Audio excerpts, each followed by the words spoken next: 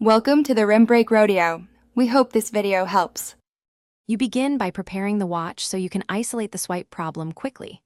Make sure the battery is above 20% and remove any case or screen protector. Dirt at the edge often blocks touch. Once done, try a normal restart. Press and hold the side button and slide to power off, then power on.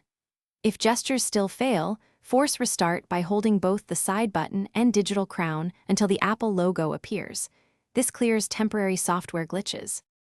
Now you dig into settings and system versions because software often controls gesture responsiveness.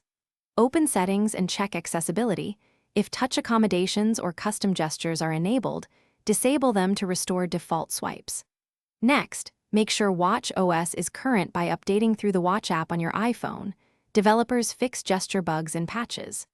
If the problem persists after updates and restarts, prepare to unpair and repair the watch. That resets system data, while preserving a backup you can restore from. Finish with a full reset only after backups are set because this clears stubborn system faults. Go to Settings, General, Reset and choose Erase all content and settings, then repair the watch to your iPhone and restore from the most recent backup.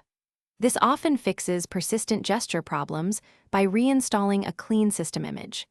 If swipes remain unresponsive after a reset, make sure there's no visible screen or edge damage and contact Apple support or an authorized repair. Hardware issues need specialist repair. Thanks for watching. Consider subscribing if we helped you.